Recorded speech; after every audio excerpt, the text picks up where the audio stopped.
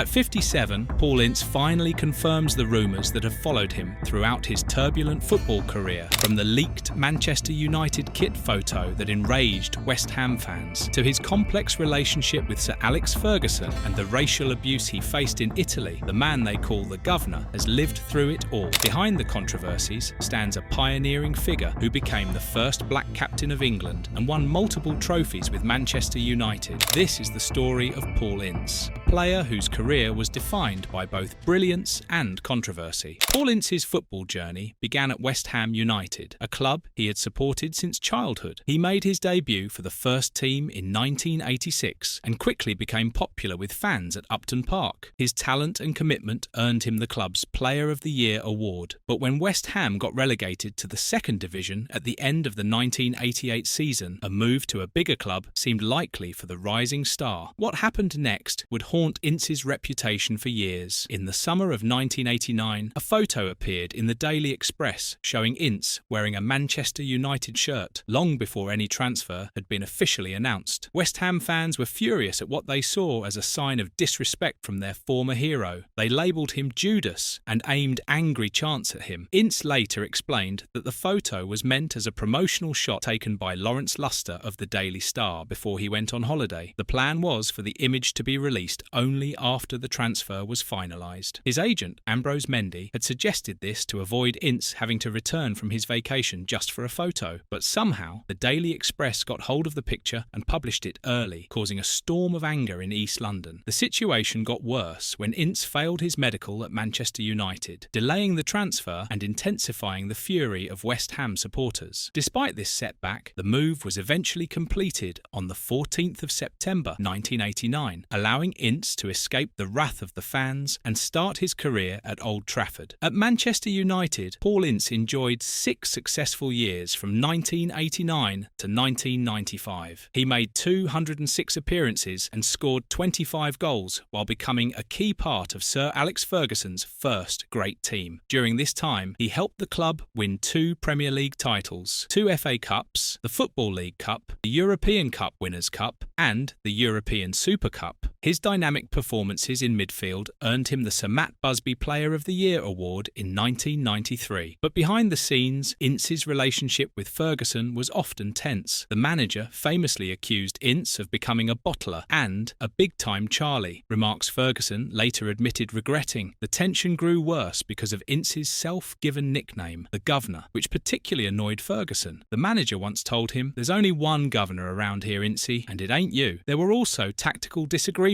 Ferguson preferred a more disciplined approach, while Ince wanted a more attacking role. The relationship reached breaking point in the summer of 1995 when Ferguson told Ince about his transfer to Inter Milan during a brief meeting in a golf club car park. Ince thought he was about to sign a new 4-year contract with United and felt heartbroken by his departure from a club he deeply loved. Interestingly, Ferguson later said he regretted selling Ince and even tried to convince him to return to Manchester United from his holiday in Colorado Springs before the deal with Inter was finalised. But it was too late. Ince was heading to Italy for around £7.5 million.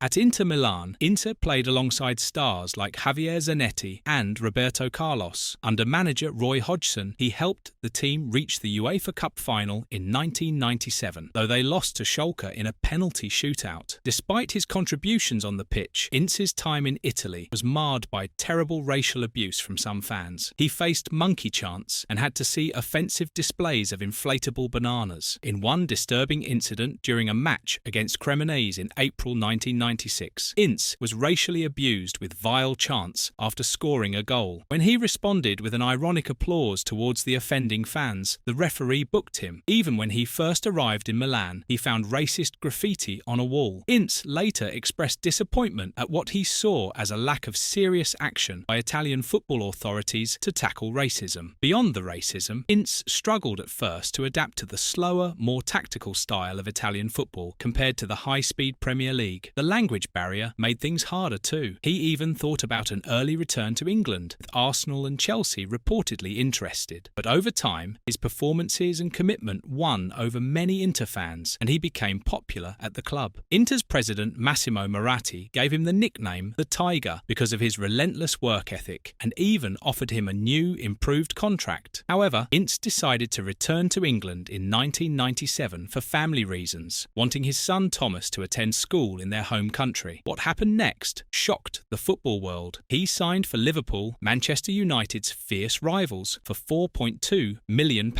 This was highly controversial, as Ince became one of very few players to have represented both of these bitter enemies. Since 1964, there had been no direct player movement between Manchester United and Liverpool. Ince explained that Manchester United had the first option to re-sign him when he returned from Inter, but chose not to use it. He insisted he had never wanted to leave Old Trafford in the first place. Liverpool fans had mixed feelings about his arrival. Some were doubtful because of his strong links to Manchester United, while others hoped his experience and fighting spirit would help Liverpool win their first league title in years. He was immediately made captain. Sir Alex Ferguson continued to show hostility towards his former player, famously calling him a big-time Charlie, before Liverpool played Manchester United. Perhaps Ince's most memorable moment at Liverpool came when he scored a dramatic 89th-minute equaliser against Manchester United in May 1999. He celebrated wildly in front of the Kop, cupping his ear towards the United fans, later admitting he enjoyed it because of his difficult history with Ferguson. While this goal threatened to ruin Manchester United's treble hopes, they ultimately achieved the historic feat anyway. Ince spent 2 years at Liverpool, 1997 to 1999, making 65 appearances and scoring 14 goals. His time at Anfield is generally seen as neither a big success nor a complete failure, as Liverpool still couldn't win the league title. His Liverpool career ended in 1999 after a disagreement with new manager Gerard Houllier, who had reportedly tried to sign Marc-Vivien Foe without telling Ince. On the international stage, Paul Ince won 53 caps for England between 1992 and 2000, scoring 2 goals. In 1993, he made history by becoming the first black player to captain England. While this was a landmark achievement, Ince said he felt somewhat uncomfortable with people focusing on his race rather than his footballing abilities. His England career had both highs and lows. In a crucial 1998 World Cup qualifier against Italy in Rome, despite suffering a deep cut to his head that left his white England shirt soaked in blood, Ince insisted on being bandaged up and played on, showing incredible courage. This image became iconic in English football history. However, he also faced criticism for his penalty record in major tournaments and for disciplinary issues, including being sent off in a Euro 2000 qualifier against Sweden. Looking back on his career, Ince has consistently maintained that he never wanted to leave Manchester United and felt betrayed when the club accepted a bid for him without his knowledge. He justified his controversial move to Liverpool by explaining that United had declined their chance to re-sign him. About his time in Italy, he described the racial abuse as deeply troubling and expressed disappointment at the lack of serious action taken against racist fans. Despite the controversies that often overshadowed his talents, Paul Ince's legacy includes being a pioneering figure as England's first black captain, a key member of Manchester United's success in the early Premier League era, and a player who showed remarkable resilience in the face of racial abuse abroad. His journey through football, marked by moves between rival clubs and a constant balance between success and conflict, illustrates the intense pressures and deep loyalties that define the professional game. The story of Paul Ince reminds us that behind the controversies and headlines stands a footballer of tremendous skill, leadership and courage. Though his career path created enemies and his nickname, the Guv'nor, sometimes rubbed people the wrong way, there's no denying the impact he made on English football. From the young West Ham talent to the bloodied warrior for England in Rome, Paul Ince's journey through football may have been controversial, but it was always compelling. What are your thoughts on Paul Ince's legacy? Did the controversies overshadow his achievements, or do you remember him as the talented midfielder who broke barriers and showed incredible heart on the pitch? Let us know in the comments below.